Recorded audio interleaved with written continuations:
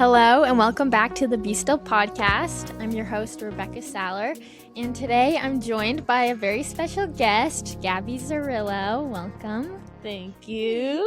So excited to have you on. Gabi was actually my RA for 2 years in college, so we've known each other for 4 years, which is crazy. So crazy, but she's such a special friend, and it's been sweet that you've been in Springfield still to hang out and all the things. But tell me a little bit about just you, what you're doing right now, all that you're up to. Yeah. It has been an honor getting to just do life with Rebecca, living on the floor for 2 years. And then, I graduated 2 years ago. And so right now I'm still living in Springfield and I'm going to grad school for school counseling. So that's exciting. Through Evangel still, and that's online. And as I'm taking classes, I'm nannying for a family, which has also just been so much fun and truly such a blessing. That's so fun. How has grad school been different from college? Do you like it more? Is it a lot different? Is it similar? I think there are some similarities. Some classes, kind of like in your undergrad, you're like, why am I in these? But they just kind of set the foundation as you go further. I love the flexibility of being online with my master's because then I can work full time and still do classes, which is great. It definitely, I enjoy it more because it's centered on counseling and exactly what I want to do. You kind of grow up and in high school, it's you get to college and you get to choose your classes. But though that's partially true, you still have kind of your gen eds and stuff. Right. And so being finally in grad school, I'm wait, for the most part, it actually is all that I want to do. So that's just really cool. And I love the idea of just continuing to learn and deepen those skills. So that's awesome. That's so cool. You'll be a great counselor. Thank you. You're welcome. Tell me a little bit about just your testimony growing up.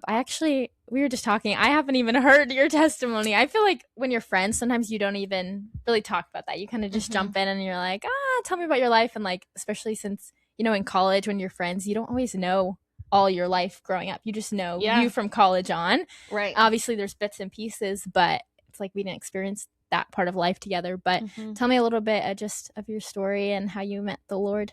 Yeah. Ooh. We'll jump in. I do agree. I think sometimes it is interesting, when you're navigating friendships in college, it's you meet where you're at, and college is such a growing time. And so you're kind of doing life and walking through those things together that sometimes, you forget, wait, I've lived so much life before. So feel the same. But yeah, let's see. Kind of starting from the beginning, I say that I essentially was raised in the church, even though my parents, they were raised Catholic and didn't really go to church that often.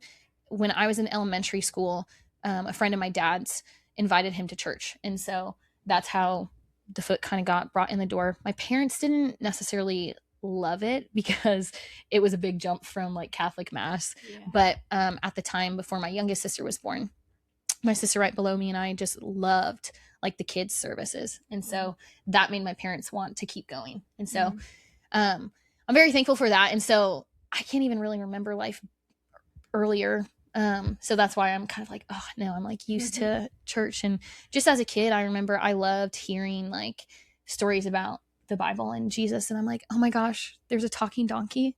Oh my gosh. So Jesus does what? And as a kid, you're just captivated, Yeah. I mean, even still, right?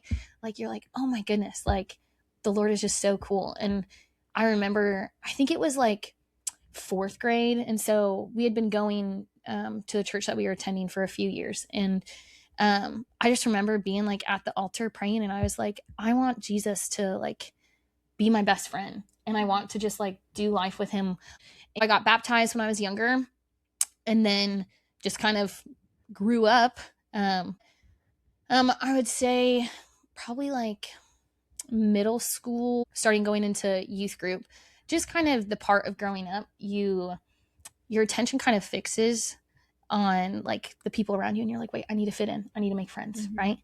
And middle school, around that time, my family had moved not far, 15 minutes from where we were, but still I was like, oh, new area, bigger school, all these shifts. And so my focus was like on like, I need to make friends, I need to connect, like fit in, all the things. And I just grew really anxious and like caught up in that. And that led to like also just having distorted thoughts and like honestly getting to a point where I was really depressed, like 8th grade. And I remember like I've never just like felt that like racing of like my heart, just like physically, but also like mentally my thoughts were going. And I was like, oh my gosh, like I'm so concerned about everything around me. And at that point, I think my relationship with the Lord was definitely like back of the mind, because I was like, I'm going to church, right? I'm getting fed at that point crumbs, because I was just going to youth on Wednesdays and church on Sundays. And I just like was looking for that fulfillment everywhere but the Lord. And so the anxiety grew, the depression grew. And 8th grade, summer before high school, I remember I just was in my room one day and I was like, I like feel so alone, and I feel like I am at my lowest of lows right now. Just felt so like hopeless, and just like my world was like caving in. And I remember I was up in my room and I had like drawn out plans to like take my own life. And I was like, there is no way out. And this seems like it's the best option for me, which is just crazy to think of. But just putting myself back to that moment, I truly saw no other way. And I remember I had like weighed the options, figured out the plan, and I was turning to like leave, to like go down to like have dinner with my family or something. And I saw like a sticky note on the floor, and I was like, what is this? Pick it up. And my mom, oh, I love her. She had like sticky notes with Bible verses written on them. And it must have fallen off from like my door wall or something. And I picked it up and I was like, oh my gosh, I can't even remember what the verse was, but it was something where I was like, oh my gosh, wait, like, why have I not opened up my Bible? Like, because I was so consumed with like the lies and the distortion of everything else. I was like, I didn't even think to like open up my Bible to pray about these things, because I was just letting my feelings and my thoughts dictate everything. And so it felt like something within me was like, it just woke up. And I was like, oh my gosh, I need to like open my Bible. And I remember I like opened up, I don't know, 8th grade, I had an iPod. Okay. I was like, I went on my phone. No, iPod.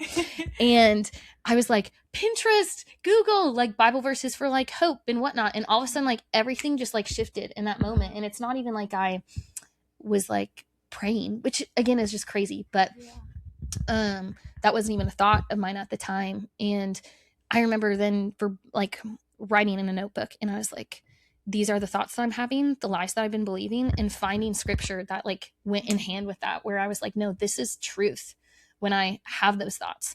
And I spent hours, like I like took that notebook with me everywhere, slept with it like under my pillow, took it with me to school, because whenever I like had the thoughts, I was like, I need to reframe this and like let the light pierce the darkness in that, you know? And so there was a lot of just rewiring there, where I was like, oh my gosh, like my thoughts truly have so much power. And when I began to like call that truth directly, there was so much freedom and just like renewal in that. And it took time.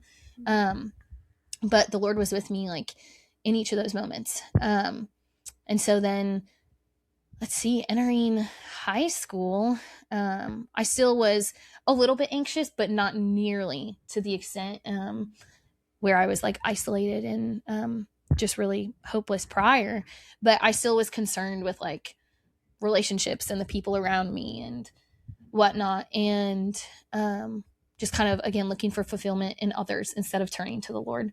And I opened the door and I was watching things that I shouldn't have watched. And like I was struggling with like lust and pornography, and that isolated me even more, where I was like, oh my gosh, like I can't even remember how that even really came into the picture. I think just like friends at school were talking, and I was like, oh my gosh, what are they talking about? And then it's like, ooh, you're alone. And like the enemy takes that and runs with it. And boy, did he. That was something that I like struggled with through high school and then even like freshman year of college, because it was something where high school, definitely more, because that was like on the mind. I was like, oh my gosh, people are talking about this. These, like, this is my focus. This is what I'm concerned with. And it just kind of was like looming there, like end of high school into college, where I was like, oh, it's like there, you know? And I remember like freshman year of college, I was like, Lord, I've been struggling with this for so long. And like, it was the type of thing just with like any sin where like it sounds right in the moment where it's like, oh yeah, like it'll be good. And then right after you're like, why did I even do that? You know, why did I look at that? And you feel even worse because then shame comes into the picture, and that isolates you even more. And so I got to the point where I was like, Lord, I keep like repenting and I like look at you, but then my gaze like falls away again. Like I was like, enough's enough. I want to be done. And I just felt like the Lord just meet me and be like, Gab, you have like freedom in me and you have the keys in your hand. You just have to walk. Where I was like, oh my gosh, like I just was reminded of just how like with Jesus putting himself on the cross, like my old self was crucified, right? And if I truly believe in the work of the cross and Jesus's blood, I was like, why am I not walking in that freedom that I've been given? I remember that moment. It felt kind of like, you know, like if you're at a water park and there's like a big bucket of water that you stand under and all of a sudden it falls on you and you're like, oh my gosh, like, whoa, the rush and just like, you're just fully drenched. And that's what it like felt like in that moment in my dorm room. And I remember I was like, oh my gosh, I have been like washed in his blood and I have freedom from this. And like, I don't have to be discouraged and feel shame because I can walk in the fullness of like who he is and what life is like with him. And yeah, that was just so cool. But after that, I was like, woohoo, thank you, Lord, for freedom. And I think it was junior year, so like 2 years later. And I was like, up until that point, I was like, I am taking that to the grave. Yeah, that's a part of my testimony, but like, ain't no way anyone's hearing about that because that's not something that like the church really talks about. And if they do, it's more in regards to like men who are struggling. And also it feels like anything regarding like sexuality is like taboo in the church, you know, even though it's all the same. And so I was like, I'm not telling anyone. And that's not because I'm ashamed. That's because what's the point? It's just between me and Jesus. And I remember like having thoughts and I was like, like I just felt like the enemy would come in and I'd be making growth with the Lord, like going deeper and whatnot. And I just felt like the looming like cloud or voice where it's like, oh yeah, like maybe it's a win in this area, but like, remember when you did that? Like, remember when this happened? And I was like, yeah, but like, I'm free, you know? And so I don't have to worry about it. But then still there was like that part where I didn't even know I was still holding on to shame, where I was like, no one's going to know about this. And I just felt in that moment, I remember my like kind of seat with the Lord was like on my desk. And I remember I was like, Lord, man, I feel like here we go again. Like enough is enough. Why is the enemy trying to like pounce again on me? Like I've been walking in freedom, you know? And I just felt like the Lord was like, okay, then bring it like fully in the light. Like don't cling to what the enemy's saying and let him stir that up. Like bring it fully in the light. There's nothing to be ashamed of. I look at you and I don't see you for who you were. Like I look at you and I see you, like I see me in you, you know? But I just felt like the Lord was like, I look at you and I delight in you and I don't see you for your faults and your mistakes and where you've fallen short. But I look at you and I see myself, you know, and I delight in that. And I just remember I was like, oh, yeah, that's what it's all about. And so I was like, Lord, it's fully in the light. Like I'm not giving the enemy a foothold. And it was either later that day or like the next day. And I remember I had a friend come into my room and we were talking about something. And I just felt like the Holy Spirit be like, tell her. And I was like, tell her what? And because it wasn't like it's not like we really kind of touched on that in the conversation, but it's just sometimes you just can sense, you get the discernment. And I was like, oh, darn, like I guess it is gonna fully be in the light. And I was like, no, but this is like an area where I get to step out in that, and really claim that and walk in that. And I remember I told her, I was like, hey, I just feel the need to share this. Told her kind of a testimony with that. And she was like, Gabby, I like have been really wrestling with that. And like, she just kind of opened out, and that gave a really cool door to be like, wow, Lord, like, look at, I am fully walking in this now, And so that like built my faith, and that was cool too. If we also backtrack once more, moving to college, aside from like the lust and like sin there, I really struggled being away from home and just like having the transition of like, wait, like I'm not as far as you, but I was like 10 hours from home. Like it was COVID. I didn't know anyone. That was just really hard. And so, again, my relationship with the Lord was way on the back burner because I was like, I need to make friends. I need to connect. Like the Lord called me here. What was it for if I'm feeling so crappy? And there was a lot of wrestling, and I actually got to the point where I was like kind of deconstructing my faith, where I was having like thoughts and questions about the Lord and just even things that I've seen him do like in my life, in my family's lives. And I just grew like so discouraged, and I was questioning everything because I was like, wait, like, did the Lord actually do that, or was that something else? Even though like looking back, I'm like, it could have only been the Lord. Just again, that point where the enemy was isolating and just really trying to put a wedge between me and the Lord. And I was wrestling, and I didn't talk to anybody about it because I was like, I grew up in church. I can't be having these questions. Like something's wrong with me if I'm questioning these things. And I remember sophomore year, so like a year and a half later, it was like end of second semester. And I remember I was hanging out with a friend, and I just was like, oh, enough is enough. I need to tell someone about this.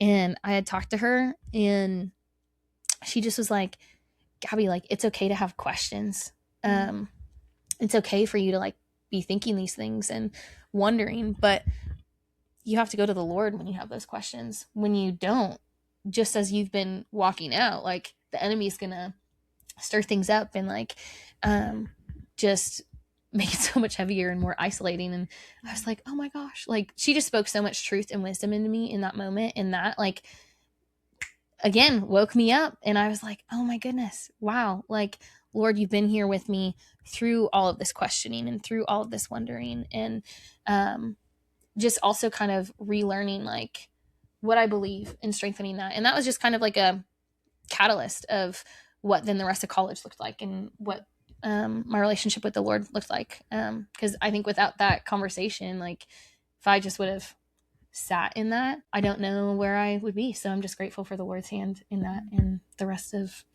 school. Yeah. That's so amazing. Thank you for just being vulnerable and sharing that. And yeah, it's just so beautiful, like where the Lord's brought you. And obviously I didn't know any of that before this. And like when I met you, I would have like, I always looked up to you as like, wow, your relationship with the Lord. So it's so beautiful how through all of that, the Lord has just like grown you into where you are now, and just shaped you, and you've learned so much, it seems like, from that. So that's so beautiful. I want to backtrack a little bit because I have some questions, like different pieces throughout, because there was so much in there. But back to when you were talking about middle school, dealing with thoughts of ending your life. That was middle school, right? Yeah. Did you say that it was like wanting to fit in and like relationship stuff that like caused that anxiety? Is that correct? Yeah, I think that like was the initial startup of kind of like, oh my gosh, I'm in my head. I'm concerned with what everyone's thinking around me. Like, I'm not good enough. And then it just led to, kind of like spiraling with like identity and comparison. And then that fed into depression. And then that just continued to spiral to the point where I like didn't even know what truth was anymore because I was like, wait, no, like I did fail and I did mess up and this is who I am. Just like really believing lies that not even necessarily were like spoken over me. But it would just be like, oh, like weird interaction. Like this is the cause, right? Like automatically going like worst case scenario. And it just piled up to where that's how I like viewed everything. There are like some glasses that can like distort your vision. Like we've messed around with them in some like psych courses. But it's almost like if you had those on and I was like wearing those like 24/7 and I just saw the world like through a distorted lens where like someone would say something and it's just like negativity that's like in my mind, in like my heart, honestly. And that just continued to spiral down into like the pit of despair, honestly, where I felt so lonely and that's what I was clinging to. Wow. Yeah, it's so interesting how like in the midst of like anxiety and depression, there's always loneliness with that. And I've experienced that too, where it's like, you know, it's not, I always thought like, what do you mean loneliness? Like I'm around people, I'm still hanging out with people, but it's like this inner loneliness that is like, you know, I feel so stuck and alone in this, and the enemy just wants to isolate you, and it's a scary place to be. And how during that time, like, did anyone know that you were walking through that? Like, were your parents or your family aware of, you know, that you were like really anxious and depressed, or did they even know about the fact that you like wanted to end your life? No. Wow. Which is crazy. I like just a couple weeks ago, there was a moment like on spring break where my family and we just went around and we like shared our testimonies, and I have like never done that with my parents. And so no, they didn't at the time, which again is just like crazy. I feel like right when you're in your head, you can like misinterpret things, overthink things, all the things. And I think that when I was in that place, I was like, oh, here's my moment, I'm gonna like tell them, and then like something like would come up and I'd be like, I can't tell them anymore, you know? Or like believing like they just wouldn't get it, like they're gonna say this to get me to not do it, even though like maybe there's like some other intention in that. Just again, the distortion where I was like, I can't even open up and tell anyone about that. Yeah, wow. That's crazy. So they didn't even know that you were like struggling so deeply with anxiety and all that? No. Wow, that's so interesting, because that's like a whole nother level too of that anxiety is putting on that mask. Because you know, at least for me, like when I walked through different seasons of anxiety, it was like, oh, my family knew. Like they were the ones that were like, maybe other people didn't know on the outside, but it was like they knew I was struggling. And so that's even harder, I feel like, to really walk through it alone and be isolated in that. So going back to that night or that day where you were just planning the end of your life, it's so crazy, first of all, that the Lord had you pick up like that sticky note or whatever. Like that is just so intentional and so cool. Was it like, it was literally that night that you started looking up scriptures? Wow, that's wild. What was that like? Just because I feel like sometimes it's not that quick, right? Like it's more of a gradual thing, like, whoa, the Lord, you know, maybe changes something in a moment and it's this process. But it seemed like he really took a hold of your life that night, and just this desire to be like it just truly just clicked in your mind.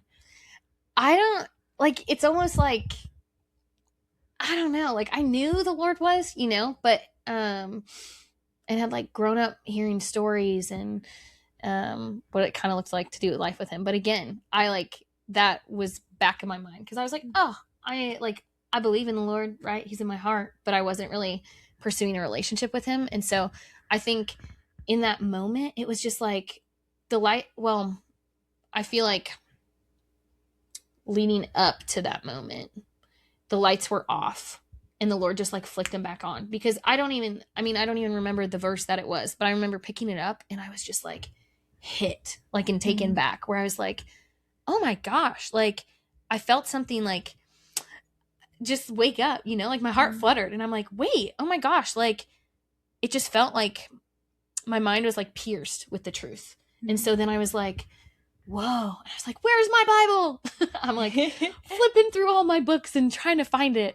I remember I found it, and I was like, if this was just one verse and this was random, like what would this do if I open this and then I'm tying that to what I've been believing? And so I honestly, like thinking back, it doesn't even make sense, because it's like, what all of a sudden happened in that moment, you know? Yeah. But sometimes that's just how the Lord meets us and encounters us. And I'm so grateful. But yeah, I remember I was like, wait, okay, Pinterest. I'm like, verses about hopelessness, verse about hope, like about identity and stuff like that. And like the Lord's nearness and his kindness. And I was like, oh my goodness, like this has been in front of me all along. And it's like, also kind of like that moment, right, where the scales fall off your eyes and you're like, Lord, like this is life and this is truth. And to feel that so deeply just like shook me awake. Yeah, I don't know, I'm grateful though. I'm like, man, when the Lord meets us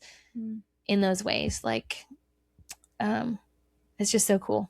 It's a reminder of how much he loves us and how much he sees us. Yeah, so true. So cool. What the Lord can just really turn your life around literally in a moment. It's so cool. So powerful.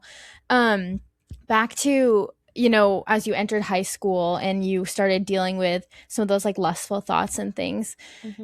Did you ever go through just like a kind of a journey or just feelings of being like, Lord, why am I like struggling again? Like, I think you said most of your anxiety was gone at that point, right?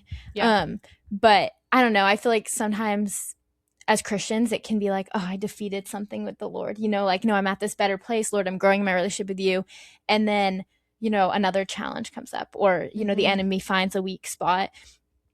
Take me through like what that was like for you. And did you struggle with thoughts of that? Or was this like just a totally new thing that your eyes were just kind of open to by people around you?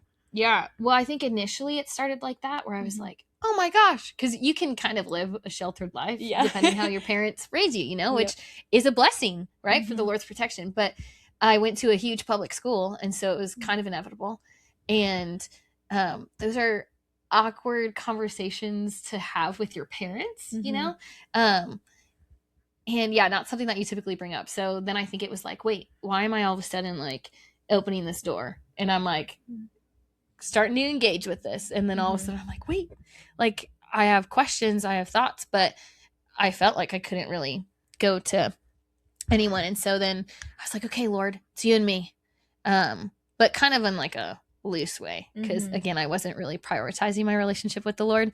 But even through high school, like through that journey, I definitely had the thoughts of like, oh my goodness, like I was doing so good. I was like making so much progress, and I wasn't like giving into any of this. And then all of a sudden it would hit me, and I was like, oh my gosh, like what have I done? Like I failed. Like all that was for nothing.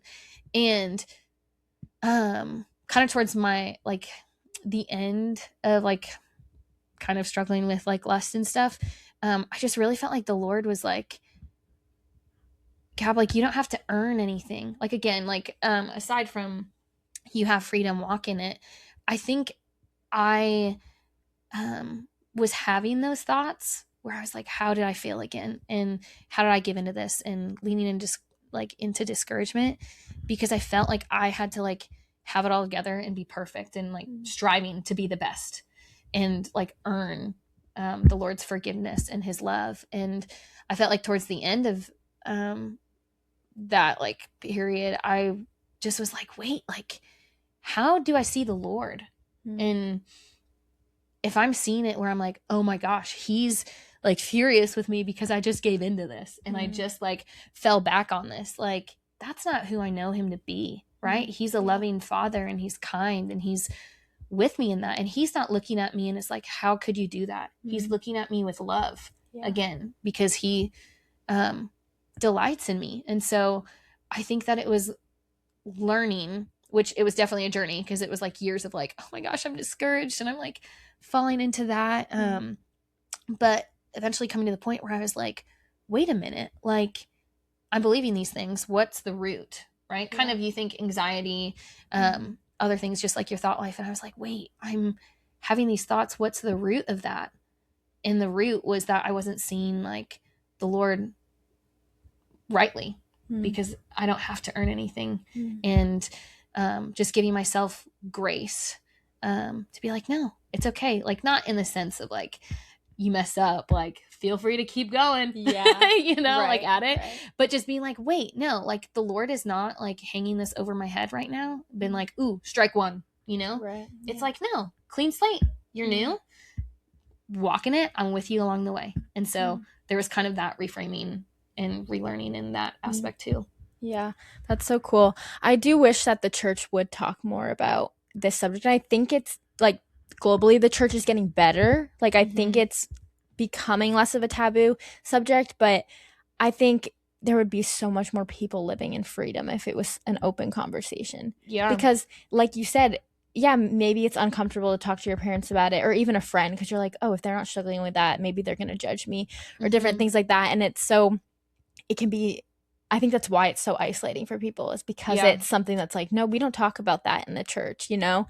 And I don't know, I just feel like it keeps so many people isolated and in sin because they're scared. Definitely. Know? And the enemy uses that, right? He's like, ooh, yeah, let me pile on the shame. I totally agree. I actually, in college, I can't remember, maybe it was junior year. I don't think Evangel offers it anymore, just because the professor moved on. But one of my favorite classes that I took was psychology of sexuality. And I was like, what? Evangel has this class? Like, plot twist? Yeah. But man, like, we just had, it was such a like discussion-based class where we talked about like, what does that look like, having these conversations within like the church? And that must have been junior year, because that was kind of when everything was going on. And I just was like, it was so refreshing because it's not talked about. And so creating that space where like, it's not like as a class we're like bearing all of our like past sin to one another, but it's just like, wait, like,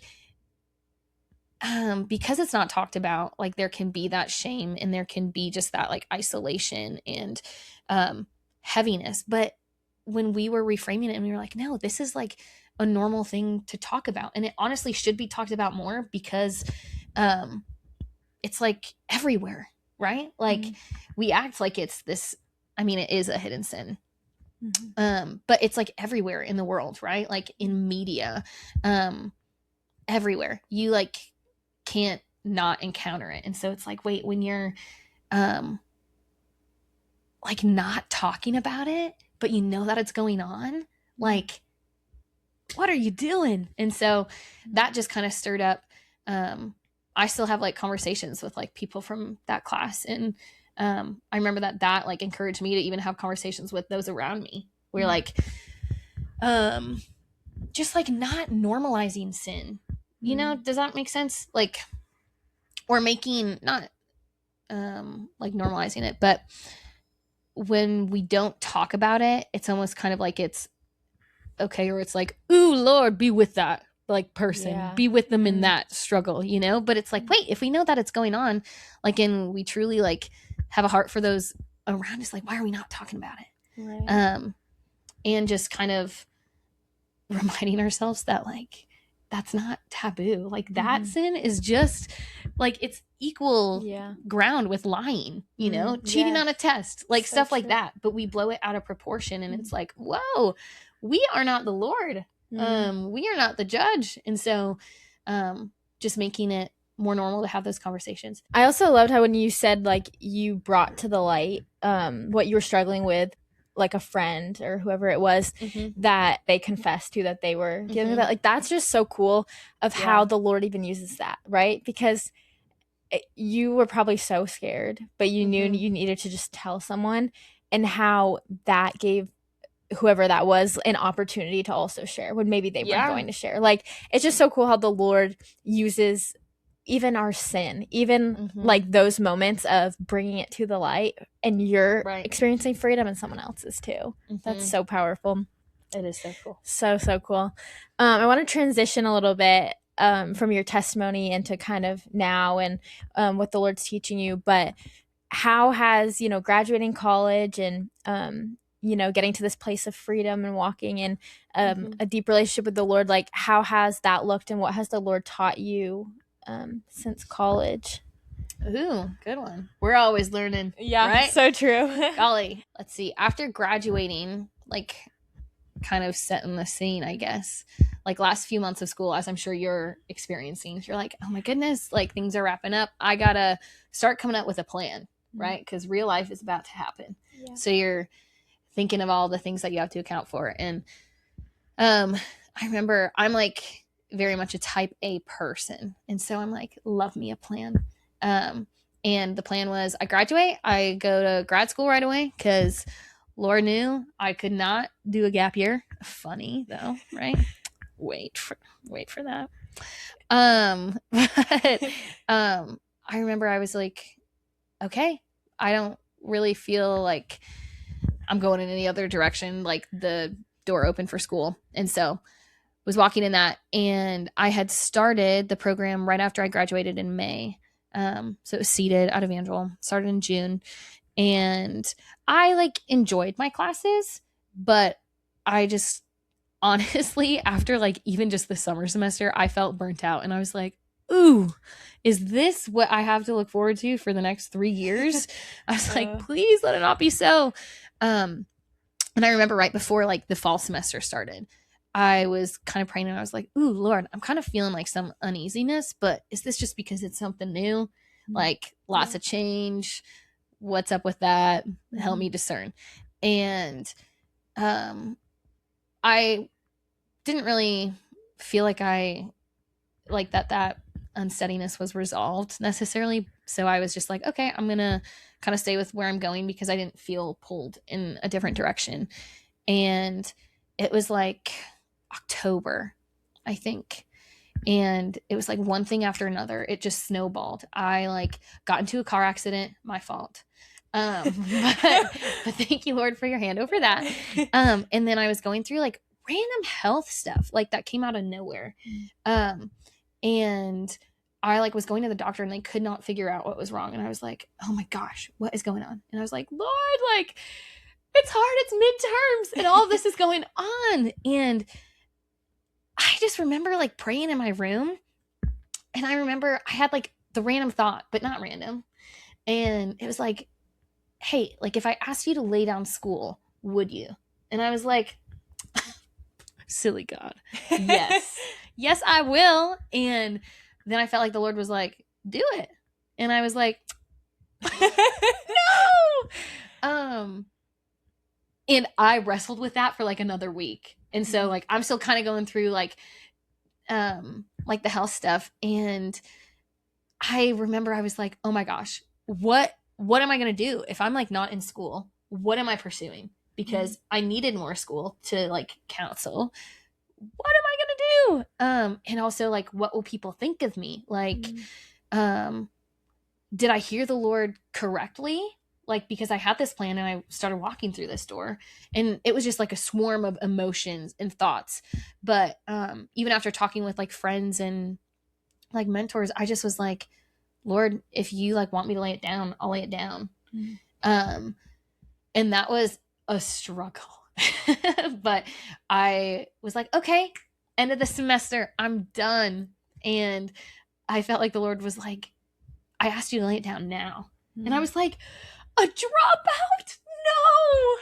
No. And again, just I don't know if I was clinging so hard to that because I was like, what will people think? You know, or like it seems like everyone has it together like post grad, which is such a lie. Man. But then when the Lord was like, now, I was like, another gulp. I was like, what is going on? And so I did dropped out. I like emailed my professors, talked with them, kind of told them the sitch, and they were like, hey, we're praying for you. Like, we want you to follow what the Lord like is telling you to do. And we honor that. We also see these things in you. And so like they affirmed me, which was really cool. Yeah. And then I feel like I mean, that was October. Then the rest of the year, I'm still nannying, and it's only part-time because with school being seated, I couldn't do it full-time. And I was like, oh my gosh, I have so much free time on my hands now. Like, what the heck? But then I was like, wait a minute. Like, Lord, you wanted me to drop out halfway through the semester? There must be something right here that like I'm going to miss if I like didn't do it now. And so I was like, okay, like just kind of ready to like pounce. And I was like, what's next, Lord? What's next? And that's what my time with the Lord looked like, was I was like, tell me. Very like transactional. But still just wrestling on like, what the heck?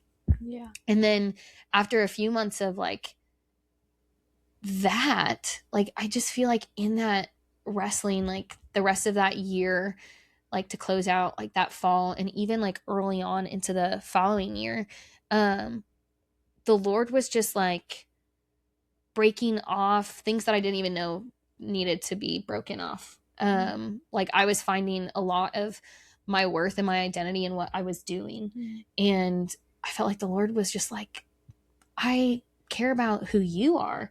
Like, you are not what you do. And I think that there's like a line to be drawn of like, yes, it does matter what we do. The Lord wants us to be good stewards of what he's given us. And that's a whole nother thing. But like, first and foremost, I'm not a counselor. I'm not whatever job. I'm like a daughter. And so just knowing like, wait, Lord, like you value me because of who I am, you know? And so that was just cool. And also just kind of getting to share what that journey looked like with my family going home for the holidays. I was like, this is the worst. Everyone's going to ask me how school is going. And like my extended family doesn't know the Lord. And so I was like, I'm going to say I dropped out of school because the Lord asked me to lay it down. And they're going to be like, she is crazy, you know? But I was like, Lord, I'm trusting you, you know? And so I just also am grateful because I was able to have those conversations, which opened up different doors with family members. So cool. And then, yeah, kind of the wrestling on like, I am what I do, which is not true, right? But then it got to the point where I was like, okay, Lord, rather than me trying to be like, okay, when am I going to like pick up school again? Just being like, okay, Lord, like whatever you want me to do, like I'm willing. Like if it's school, great. If it's not, great. And so I was just like, Lord, what are like the gifts and the desires and the passions that you've given me? Like I just want to be more aware of them and steward those well. And so it's kind of like a few more months of walking with that. And then May came and an old professor of mine had dinner with me and she was like, hey, have you thought about like going back to school? And I was like, ugh, you would say that. You're a little biased and love her. But I just was like, not really. Like, I don't really feel any pull, but if it's what the Lord has, then I'm all for it. And she was like, I think that you should, but instead of going on the clinical track, which I initially started with, enter in and go on the school counseling track. And I was like, what?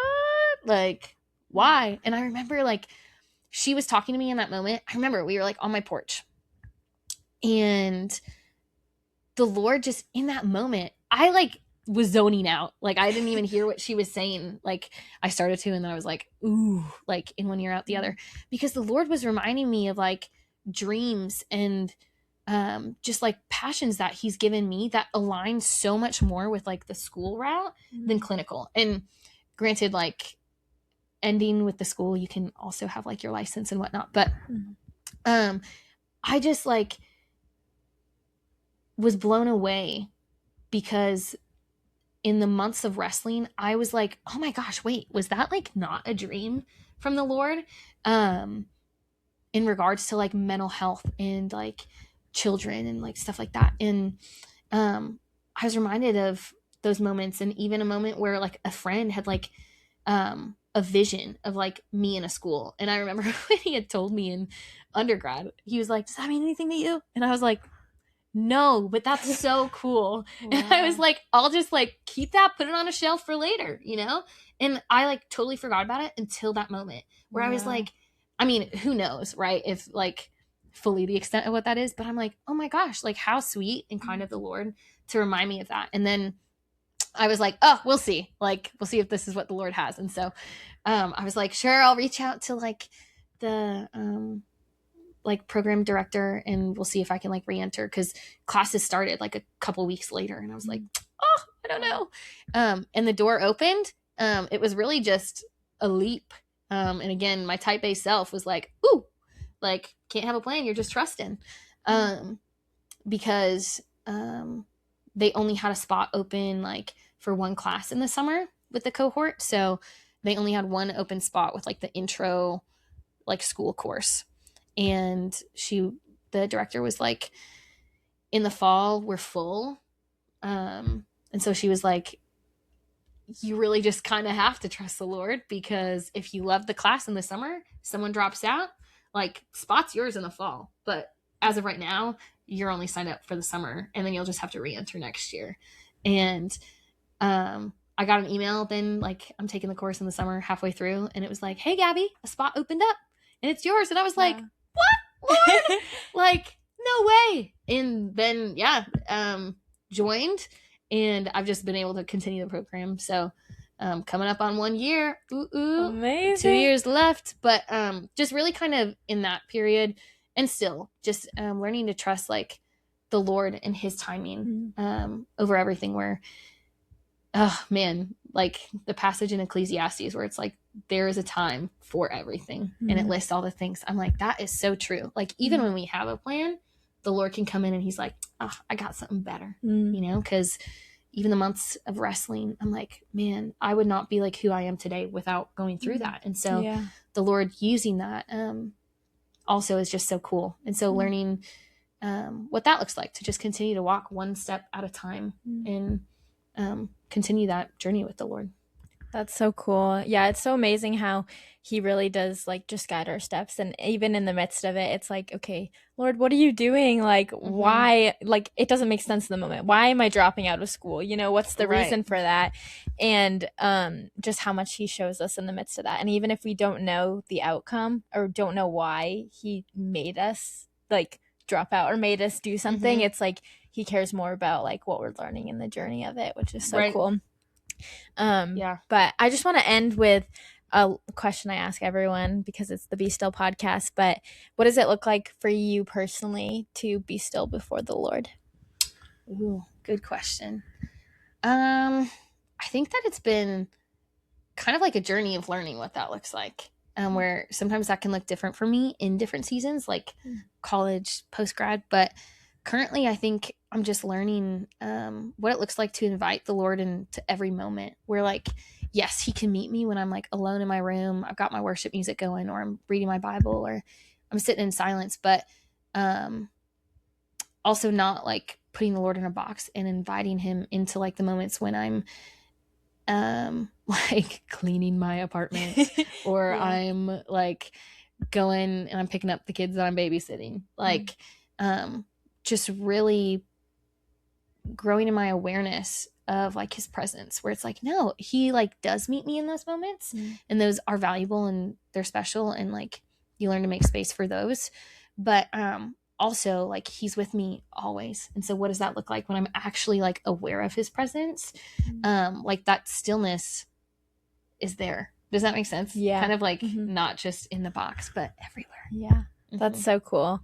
Well, I just want to thank you so much just for sharing your story and just honestly being so vulnerable, because I know that that isn't easy stuff to share. So thank you for just sharing that. And I know that it's going to bring freedom to someone else as they listen. So I'm just so blessed to be your friend, and you have so much wisdom and have been such an encouragement to me. And even as when you were RA, like I think back to moments where I would just like go to your room and cry to you, and you would just like be there, and just even how our friendship has developed since then, as almost seeing you as like a mentor to like a friend has been so cool. So I'm really thankful. I'm thankful for you. You are such a blessing to me and just to truly everyone who knows you.